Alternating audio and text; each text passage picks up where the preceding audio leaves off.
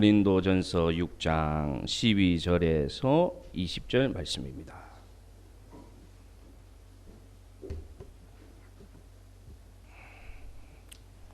고린도전서 6장 12절에서 20절 말씀. 제가 가진 성경은 신약성경 269페이지. 제가 12절 읽겠습니다. 모든 것이 내게 가하나 다 유익한 것이 아니요 모든 것이 내게 가하나 내가 무엇에든지 얽매이지 아니하리라.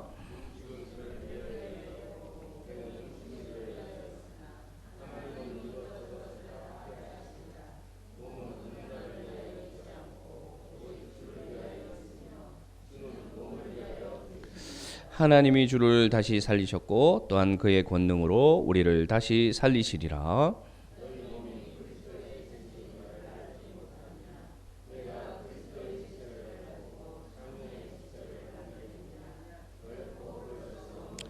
창녀와 합하는 자는 그와 한 몸인 줄을 알지 못하느냐. 일러스되 둘이 한 육체가 된다 하셨나니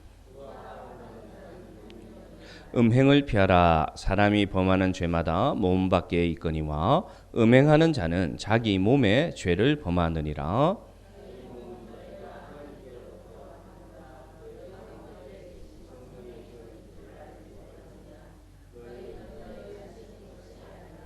값으로 산 것이 되었으니 그런즉 너희 몸으로 하나님께 영광을 돌리라.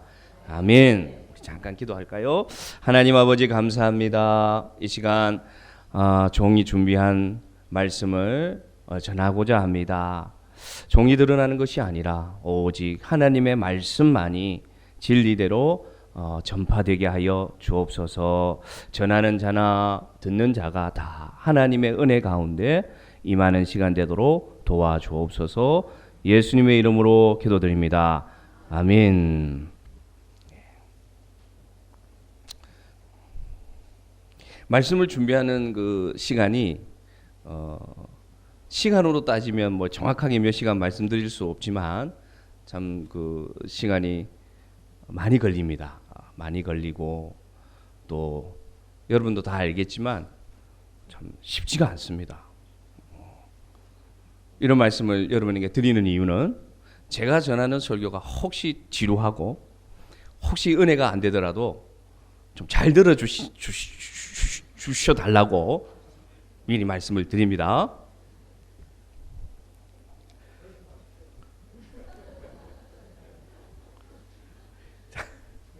왜 이래 오늘따라 제가 좀 그러네요. 자, 다시 하겠습니다. 그 나중에 세구 집사님 이거는 편집해 주십시오. 이제 말씀을 전하겠습니다. 영혼과 육체가 있습니다, 여러분. 우리 인간에게는. 근데 사람마다 이 기준이 달라요. 중요시 여기는 기준이. 여러분은 한번 제가 물어보겠습니다. 영혼과 육체 중에 무엇이 더 소중하다고 생각하십니까? 마음으로 한번 대답해 보십시오. 영혼과 육체 중에 내 생각에는 이게 더 귀한 것 같아. 그런 어떤 논쟁이 이 고린도 교회에 있었습니다. 영혼이 더 중요해. 당연하지. 하나님은 영이시니까. 아니야. 육체가 중요해. 왜냐? 현실을 살아가는 게 육체가 되니까. 그런데 고린도 교회 그 시절에 유행하던 그 당시 문화는 뭐냐? 육체가 중요한 것이 아니라 영혼이 굉장히 중요하다. 그렇게 생각했습니다. 그래서 영혼은 굉장히 가치 있는 것이고 육체는 어차피 없어질 쓸모없는 것이고 사라질 것이니 마음대로 해도 된다. 영혼만 중요하면 된다라는 것이 그 당시 철학하고 또 복음을 받아들인 사람도 어떻게 생각하느냐. 구약의 율법은 지나간 거야. 그래서 율법대로 내가 내 몸을 그게 순종하는 것은 지나간 과거야. 구식이야. 신식은 그게 아니야. 예수님이 우리에게 오셨기 때문에 우리를 자유케 하셨기 때문에 내 마음에 오는 대로 내가 즐거운 대로 내가 결정하고 내 마음대로 누리는 게 하나님을 기쁘게 하는 것이고 그 자유가 사실은 내 스스로도 만족함을 누리기 때문에 그것이 중요해. 대신 영혼은 하나님께 속한 것이니까 늘 영혼으로 깨어있는 삶을 살아야 돼라는 것이 그 당시에 일반적인 주장이었습니다. 이것은 어디서부터 왔느냐? 어디서부터 이런 생각이 오게 됐느냐? 첫 번째로는요, 영혼과 육신이 분리되었다는 그런 영지주의라고 부르는데요. 여기서부터 시작됐습니다. 영혼과 육체는 분리된 것이야. 합해져 있는 것이 아니야. 그러한 이해로부터 이것이 시작되다 보니까 이게 어디까지 가느냐? 야, 영혼이 중요하니까 육신은 괜찮아. 그래서 육신의 쾌락을 추구하는 것은 아무 문제 없어. 아무 문제 없어. 하나님만 믿으면 돼. 하나님만 믿으면 되고, 육체적으로 하는 것은 자기가 즐겁고 자기가 좋으면 무엇이든지 자유롭게 하면 돼라는 쾌락주의가 교회 안에까지 들어왔습니다. 그래서 먹는 것, 그리고 대표적으로 성적인 그런 문란한 모든 것들이 어디 안에? 교회 안에 들어와서 괜찮아. 하나님만 잘 믿으면 돼. 내 영혼만 깨어 있으면 돼. 라는 것이 교회 안에 계속해서 하나의 문제가 되고 있었습니다. 그런데 여러분, 우리가 믿는 신앙은 결론적인 말씀이지만 육체와 영혼이 분리된 믿음이 아닙니다. 왜냐? 주님께서 부활하실 때 영혼으로 부활하셨습니까? 육체로 부활하셨습니까? 정확하게 말씀해 보십시오. 무덤에 들어가셔서 3일 만에 부활하셨대. 육체는 그대로 있고 영혼만 나오셨습니까? 육체와 영혼이 함께 부활하셨습니까? 함께 부활하셨죠. 그래서 사도가 가르쳐 줍니다. 그게 아니라 예수님께서 부활하실 때 그 육체로 온전히 부활하신 것처럼 육체와 영혼은 분리되지 않고 하나된 몸으로서 하나님이 우리를 죽은 자 가운데서 살리신다는 그 복음은 뭐냐?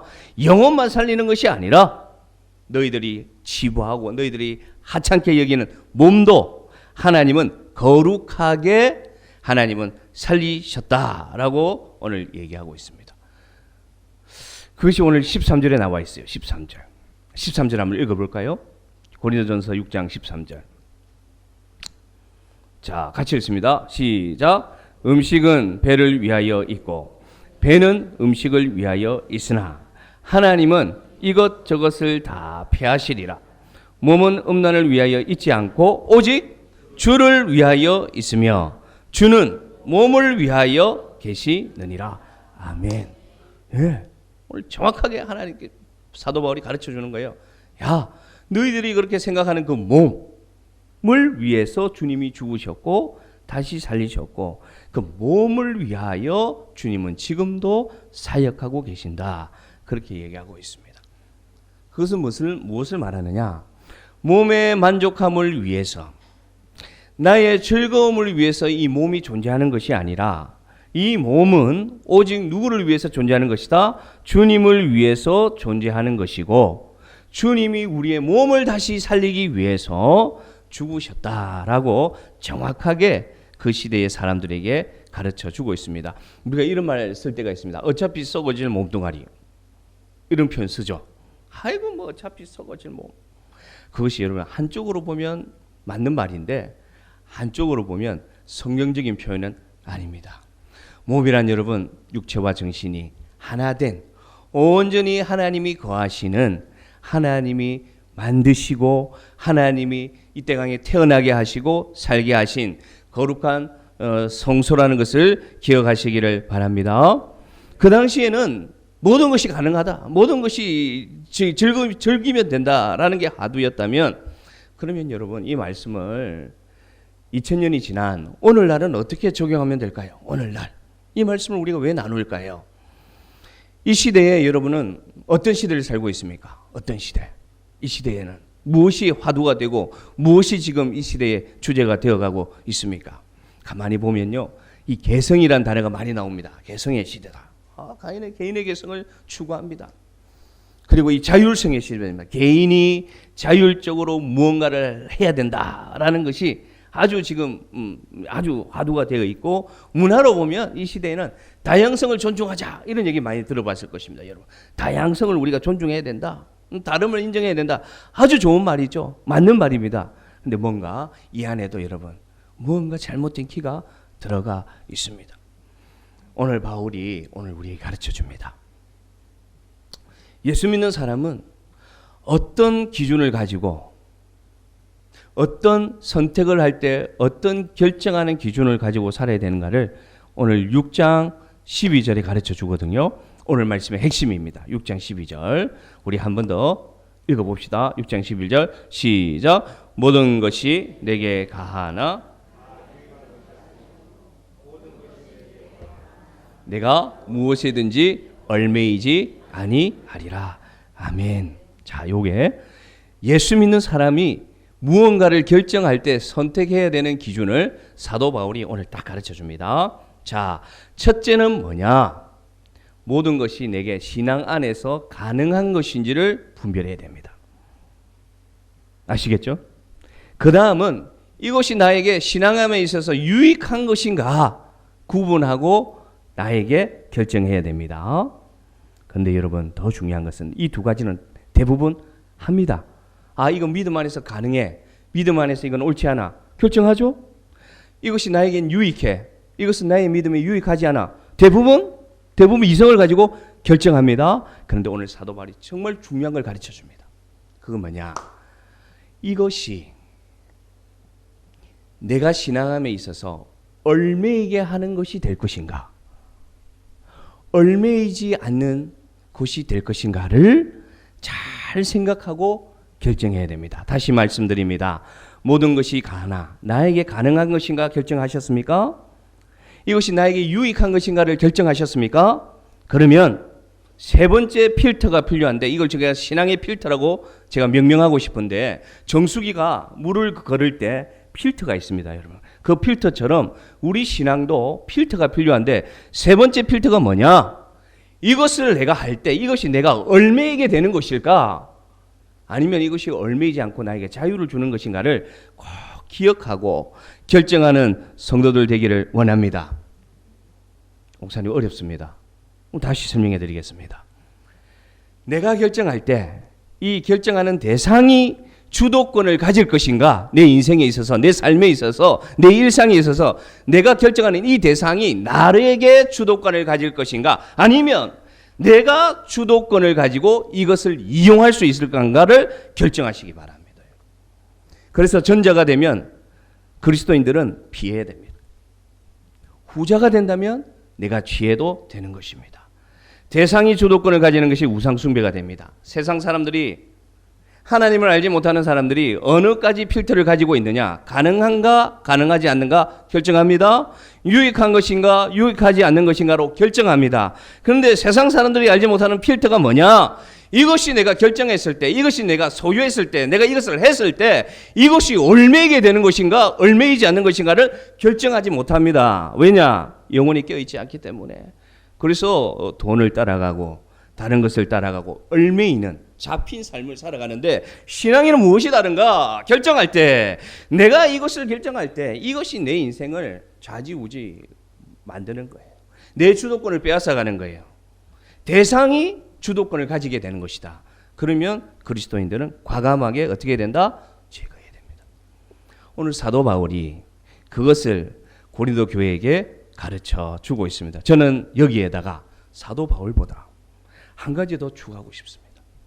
자, 가능한가의 필터, 유익한가의 필터, 얽매이게 하는가 자유롭게 하는가의 필터, 마지막 필터가 하나 더 필요한데 우리 성도님들 꼭 기억하십시오.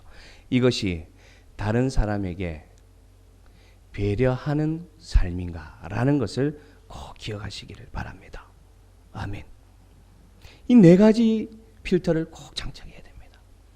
내가 신앙으로 이걸 가능한가? 내가 신앙 안에서 이것이 유익한가? 내가 신앙 안에서 이게 얽매이게 하는 것이 되지 않는가? 마지막으로 무엇을 기억해야 되느냐? 이것이 과연 다른 사람에게 피해를 주지 않고 다른 사람에게 배려할 수 있는 선택인가? 내 선택에 배려가 있는가? 라고 기억하시고 결정하시면 그 삶은 분명히 예수님께서 받으시는 삶이 될 줄로 믿습니다. 고린도전서 8장 9절에 이렇게 나와 있습니다. 고린도전서 8장 9절 8장 9절입니다. 시작. 그런즉 너희의 자유가 믿음이 약한 자들에게 걸려 넘어지게 하는 것이 되지 않도록 말아 조심하라. 이게 바로 배려의 필터입니다. 배려의 필터. 우리 사랑하는 성도 여러분, 우리 교회가 성장해가고 여러 부류의 사람들이 우리 교회에 하나님께서 보내주실 때 꼭 기억할 것이 이 네 4번의 필터를 기억하시기를 바랍니다. 배려하는 성도들 되기를 바랍니다.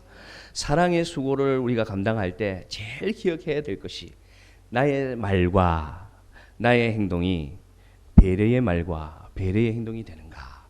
그것만 잘 지키면 우리 교회는 사랑의 공동체로서 아주 아름다운 교회로 자라갈 줄로 믿습니다.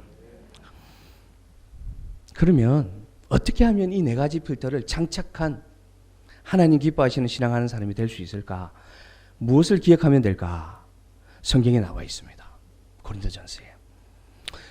유교에서는 이렇게 가르칩니다, 여러분. 유교 제가 잘 모르지만 그 효경이란 것에 보면 이런 단어가 있어요. PPT 한번 띄워보시겠습니까? 신체 발부 수지 부모. 와, 예. 요즘 세대들은 이런 거 배우는지 모르겠네. 저희들은 중학교 다닐 때 이런 거 배웠거든요. 설교를 준비하는데 저 단어가 딱 떠오르는 거예요. 저 한자 잘 몰라요. 국어 국문학과는 나왔는데. 그래서 밑에 한글로 이불로 붙여놨습니다. 신체 발부 수지 부모. 무슨 뜻입니까? 신체와 모발과 피부는 누구로부터 왔다? 부모로부터 물려받았으니 잘 보존하고 아껴야 된다. 그래서 성형수술하면 안 된다. 유교 저 가르침입니다. 유교 제가 가르치는 게 아니라 유교에 나와 있어요. 그래서 신체 발부 수지 부모. 그런데 여러분, 그리스도인들은 신체 발부 수지 부모가 아니고 그리스도인들은 신체 발부 수지 예수입니다. 예수. 제가 지어냈습니다. 잘 지어냈죠? 설교 준비 어렵습니다, 여러분. 저 단어를 하나 기억하기 위해서 돈배낭길을 수없이 왔다 갔다 걸어가면서 설교할 때 어떻게 전해야 우리 종도들이 좀 안 졸고 재밌게 들을까? 그러면서 진리를 벗어나지 않을까 하면서 신체 발부 수지 부모를 신체 발부 수지 누구다? 예수다. 제가 지어낸 말이 아닙니다. 고린도전서 6장 15절 읽어봅시다. 고린도전서 6장 15절 나와 있습니다. 성경에. 시작. 너희 몸이 그리스도의 지체인 줄을 알지 못하느냐? 내가 그리스도의 지체를 가지고 장래의 지체를 만들겠느냐? 결코 그럴 수 없느니라. 아멘. 나와 있죠, 성경에. 너희 지체는 누구의 것이다? 그리스도의 지체다. 그래서 신체 발부 수지 예수다 라고 기억하면 앞서 말한 네 가지 필터의 삶을 살 수가 있습니다. 내가 예수의 몸이라는 것이죠. 내가 예수님의 몸이라는 것입니다. 구체적으로 한번 가볼까요? 내가 예수님의 눈인 거예요. 그래서 저 네 가지 필터를 가지고 어떻게 사느냐? 긍휼의 시선으로 살아가는 겁니다. 용서의 시선으로 바라보는 겁니다.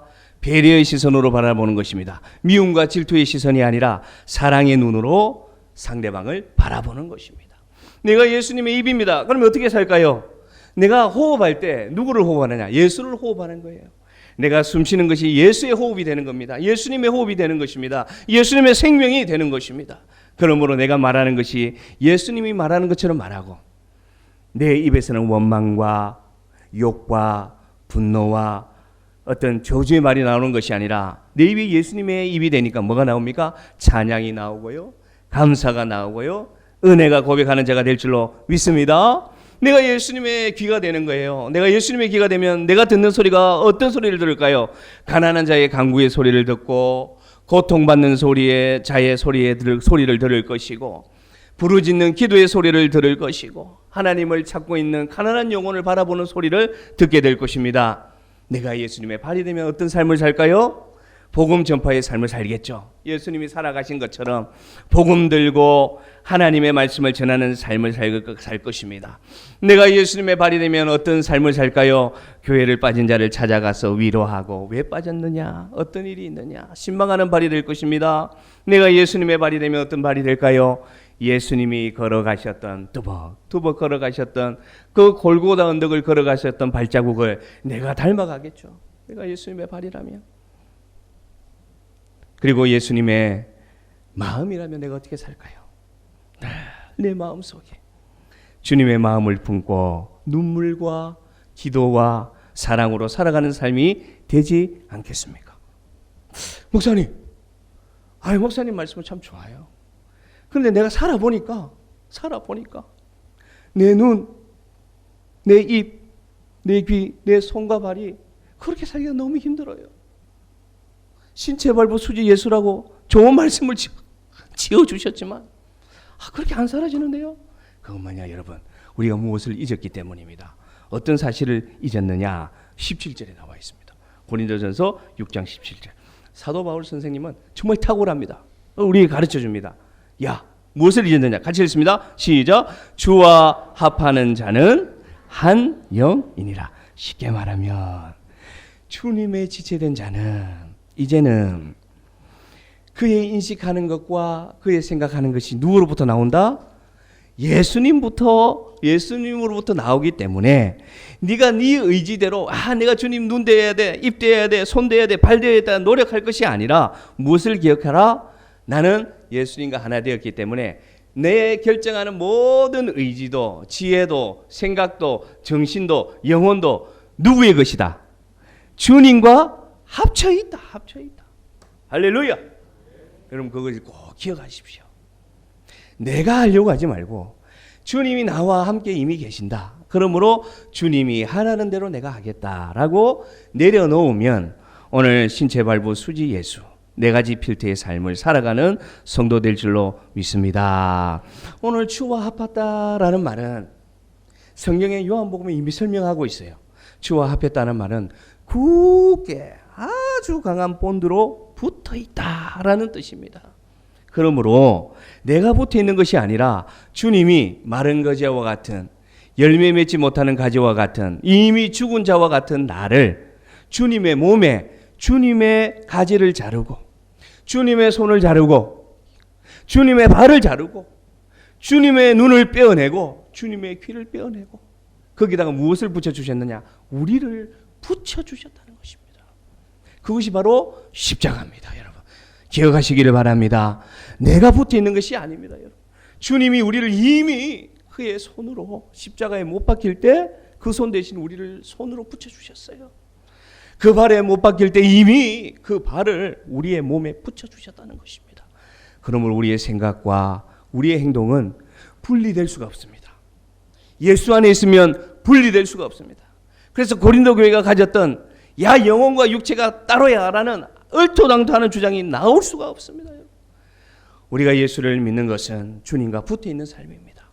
주님의 생각이 우리를 다스립니다. 주님의 마음이 우리를 다스립니다. 그래서 내가 떨어지려고 해도 떨어질 수가 없어요. 이해가 되십니까? 나의 생각과 행동이 온전히 주님과 함께하는 삶, 신체발부 수지 예수의 삶이 우리 성도들의 삶이 되기를 주의 이름으로 축복합니다. 이 시대는 어떤 시대입니까, 여러분? 그 당시는 모든 것은 가능하다, 즐겨라는 시대였으면 2020년 6월 이 시대를 표현하는 한 단어가 있다면 여러분 뭐라고 생각하십니까? 코로나죠, 코로나. 그런데 그 코로나 시대를 살아가는 우리에게 이 시대가 요구하는 딱 한 가지 삶이 뭐냐? 언택트의 시대입니다. 언택트. 들어보셨죠? 언택트의 시대가 뭡니까? 접촉하지 마라. 거리를 두라. 이런 시대가 오늘 2020년 6월의 키워드입니다. 키워드. 언택트의 시대. 그러면 오늘 사도 바울이 이 시대에 산다면 오늘 뭐라고 얘기할까요? 우리에게. 사도 바울이 2020년 6월 대한민국에 와서 복음을 전한다면 오늘 우리에게 어떤 설교를 할까요? 저는 이렇게 생각합니다. 떨어져야 하는 시대, 거리를 두어야 하는 시대, 같이 밥을 먹는 것이 위험인 시대가 되었습니다.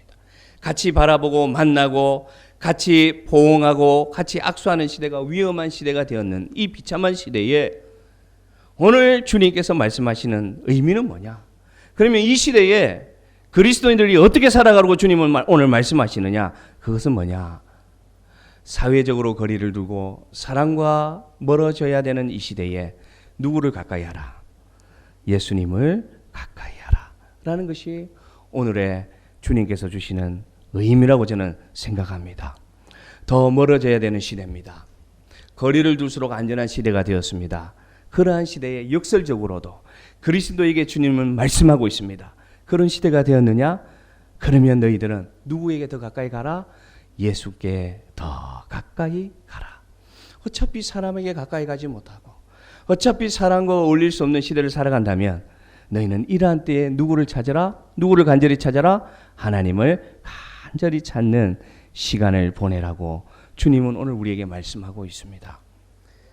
우리가 길을 잃어버릴 때 여러분 필요한 게 있습니다. 뭐냐? GPS 여러분 아시죠? GPS는 보면 많은 숫자로 되어 있습니다. 점들로 연결이 되어 있습니다. 그걸 좌표라고 부릅니다. 좌표. 자, 우리가 길을 잃어버렸을 때 무엇을 알면 구조대가 우리에게 올 수 있을까요? 좌표를 알면 구조대가 올 수 있습니다. 아, 여기 커다란 소나무가 있어요. 구조대 못 찾아요. 여기 커다란 바위가 있는데요. 구조대 찾을 수가 없어요. 그런데 좌표를 딱 불러주면 모든 것을 찾을 수가 있습니다. 이 시대의 좌표는 뭐냐? 이 시대의 언택트의 시대의 좌표는 뭐냐? 하나님의 말씀이 우리의 좌표라는 것을 기억하시기를 바랍니다. 모든 사람들이 구조를 바라고 있습니다. 코로나로부터 구조를 바라고 있어요. 살려달라고 외치고 있습니다. 언제 백신이 나오느냐? 여름에 미국에서는 3상 시험이 들어간다. 그런 뉴스도 나오고 있지만 아무것도 확실하지 않는 시대에 확실한 것은 하나밖에 없습니다. 이 언택트의 시대에 예수님께서 말씀하십니다. 너희의 좌표가 뭐냐? 너희 믿음의 좌표가 뭐냐?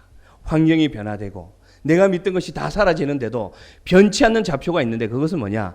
하나님의 말씀임을 기억하시기를 바랍니다. 묵상하는 가운데 두 가지 좌표를 제가 여러분에게 제안합니다. 두 가지 좌표는 뭐냐? 기록하시기 바랍니다. 내가 지금 어디에 있는지를 알고 싶습니까? 내가 무언가 잃어버린 것 같아요. 내가 뭔가 길을 잃어버린 것 같고 내 인생의 목적을 잃어버린 것 같아 라고 생각이 든다면 말씀을 펼치시기를 바랍니다. 내가 어디 있는지 가르쳐주는 좌표는 말씀의 좌표라는 것을 기억하시기를 바랍니다. 말씀을 읽으면 내가 어느 위치에 있는지를 알게 합니다. 말씀을 묵상하면 내가 하나님과 내 사이에 내가 어느 위치에 지금 낙오되어 있는지 어느 정도 떨어져 있는지 하나님과의 거리가 어느 정도 떨어져 있는지를 알 수 있는 것은 말씀의 좌표입니다. 이것을 아는 분들은 한 가지 더 좌표를 여러분에게 제시하는데 내가 앞으로 어디로 가야 되는지를 궁금하십니까? 나의 목적지가 궁금하십니까? 방향이 궁금하십니까? 어디로 가야 되는지 앞으로가 궁금하시면 기도의 좌표를 활용하시기를 바랍니다.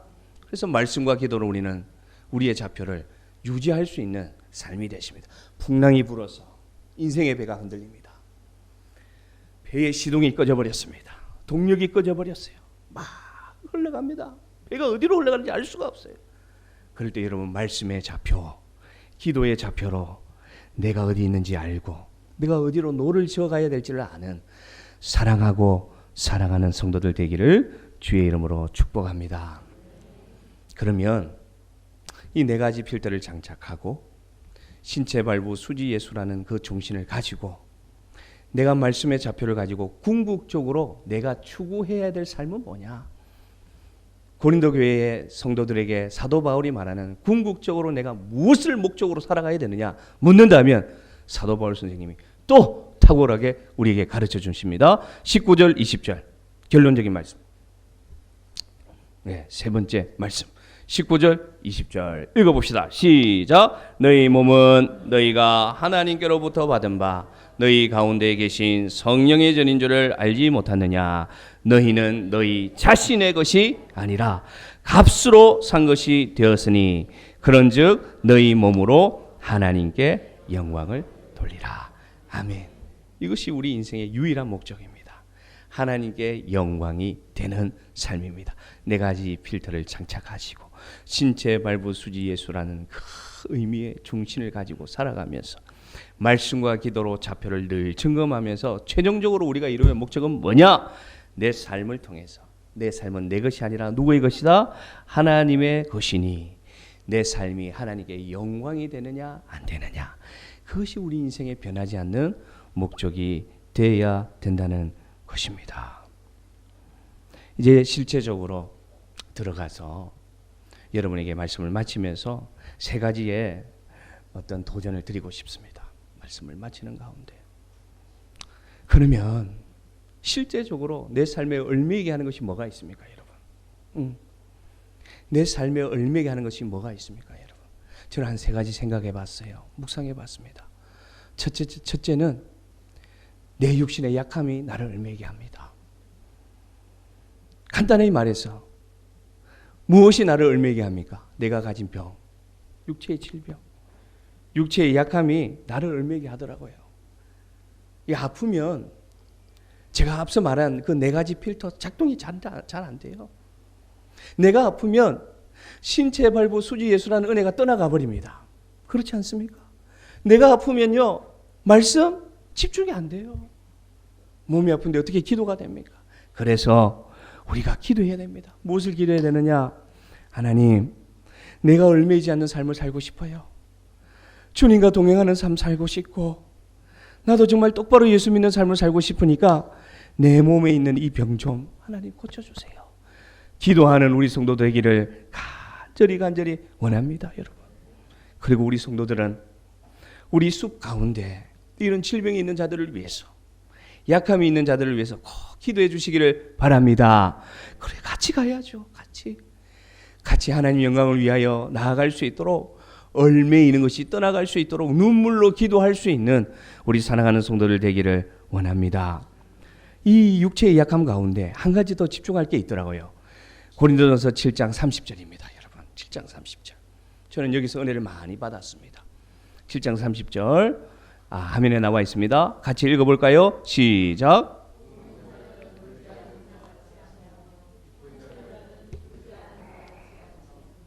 참 좋은 말이죠. 저는 저 말씀을 딱 읽는데 너무 은혜가 되었습니다. 우리가 가진 육체적 질병, 아픔은 우리가 얽매인다는 걸 알아요. 그래서 기도할 수 있습니다. 하나님 고쳐주세요. 나도 자유함을 주세요. 기도하는데 여러분 꼭 기억하십시오. 잘 들어보세요. 제가 고군산에서 산책을 하고 있었어요. 고군산에서. 그러면서 마음으로 기도하면서 이 설교 원고를 준비한 뒤에 그러면서 기도하는 거죠. 하나님, 육체에 얽매이는 것이 또 뭐가 있을까요? 하는데 끊는데 제가 그날 그냥 이해하고 들으십시오. 속이 상한 일이 있어가지고 울면서 걷고 있었거든요. 남자가 이 눈물이 많아 큰일입니다. 하여튼 그런데 그날은 참 울기 좋은 날이었어요. 왜 좋은 날이었느냐? 비가 오더라고. 비가 오고 땀이 내리니까 내가 울면서 걸어도 상대방이 나를 보고 저 사람이 왜 저렇게 우냐 모르는 거예요. 속상한 일이 있었거든요. 그래서 막 울면서 걷고 있는데 어느 말씀이 기억나느냐? 그날 묵상 말씀이 이거예요. 뭐냐? 우는 자들은 울지 않는 자 같이 살고 기쁜 자들은 기쁘지 않는 자 같이 살아라. 와, 이 말씀이 딱 들려오면서 눈물을 그쳤습니다. 뭐냐? 내가 감정에도 얽매이더라고요. 내가 내 비참함에, 나를 욕하는 그 상대방에 대한 그 미움에, 그 감정에 내가 자꾸만 들어가더라고요. 그러니까 얽매게 되면서 눈물이 나는 것이었습니다. 그런데 그게 사도 바울이 얘기합니다. 우는 자들아 눈물을 그쳐라. 우는 자들아 울지 않는 자 같이 살아라. 왜냐? 안타깝다. 네가 그 슬픔에 자꾸만 네 슬픔에 니를 묶는 거 아니냐. 내 그 감정에 얽매이는 삶을 살지 말고 감정으로부터 자유로운 삶을 살아가라. 감정으로부터도 얽매이지 않는 참 자유를 느끼라고 사도가 오늘 가르쳐 주더라고요. 그래서 제가 눈물을 닦았습니다. 그러면서 어떤 생각이 드느냐? 맞습니다, 주님. 그래요. 슬픈 일이 이 세상에 있을 수 있고 오해받는 일이 이 세상에 있을 수 있고 미움받는 일이 이 세상에 있을 수 있죠. 그러나 그것에 얽매이지 않는 종이 되게 하여 주옵소서라고 기도하면서 그러니까 자유함을 느끼는 그런 은혜가 있더라고요. 여러분, 제가 여러분에게 권하고 싶습니다. 세상 살아가다 보면요, 어려운 일이 있잖아요. 그리고 감정에 내가 자꾸만 그 감정에 들어가는 날이 있습니다. 슬프면요, 그 슬픔을 넘어서는 슬픔까지 내가 들어가더라고요.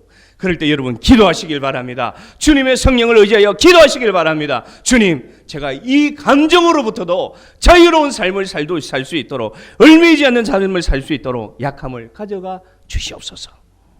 아멘. 그래서 참 자유를 느끼는 사랑하는 성도들 되기를 바랍니다. 두 번째로 우리가 무엇에 얽매입니까? 세상의 문제들로부터 얽매임을 느낍니다. 여러 가지 우리 가정마다, 우리 성도들 가정마다 다 크고 작은 문제들이 있습니다. 기도하시길 바랍니다. 주님, 이 문제가 나를 얽매이게 하는 일이 없도록 주여 역사하여 주옵소서. 그래서 이길 수 있으면 이기게 하여 주시고 피할 수 있으면 피할 길을 열어주셔서 내가 신체 발부 수지 예수인데 이 문제에, 이 세상의 문제에 얽매여서 어떻게 되겠습니까? 주님 나를 불쌍히 여기셔서 얽매이지 않도록 여러분 기도하시기를 바랍니다. 그리고 사도 바울이 또 지혜로운 가르침을 줍니다. 31절에 나와 있습니다. 어디서부터 얽매이지 마라. 31절 시작. 세상 물건을 쓰는 자들은 다 쓰지 못하는 것 같이 하라. 이 세상의 껍데기는 다 지나감이니라. 아멘. 참 지혜로운 가르침입니다. 이 세상 모든 사람들이 어디에 얽매여져 있습니까? 세상의 소유에 얽매여져 있습니다. 그래서 우리가 가만히 생각하는 문제로부터 얽매이는 것을 가만히 묵상해 보면 대부분 어디서 오느냐? 소유의 문제에서부터 옵니다. 기도하시길 바랍니다. 세상 물건을 쓰는 자들아, 네가 그거 다 쓰는 것처럼 살지 말라는 거예요. 사도 바울이. 돈을 버는 자들아, 세상 돈 다 버는 것처럼 돈 벌지 말라는 것입니다. 잘 되느냐? 그 잘 되는 걸 가지고 다 누릴 수 있는 것처럼 그렇게 자만하지 말라. 안 되느냐? 그것이 안 되는 것이 다 너의 모든 행복을 빼앗아가는 것처럼 그렇게 살지 말고 그것은 다 뭐다? 외형이다. 껍데기다. 다 없어질 것이다. 그러므로 그 문제로부터, 그 소유의 문제로부터 벗어나서 집착이 아니라 자족하는 삶을 살도록, 얽매이지 않는 삶을 살도록 사업하는 자들아, 장사하는 자들아, 돈 버는 자들아 그렇게 살아가라 라고 사도 바울이 아주 2020년 6월 구체적으로 오늘 우리에게 가르쳐주고 있습니다. 여러분, 이것은 일하지 말라는 거 아닙니다. 성실하게 살지 말라는 거 아닙니다. 부지런히 살지 말라는 말이 아닙니다.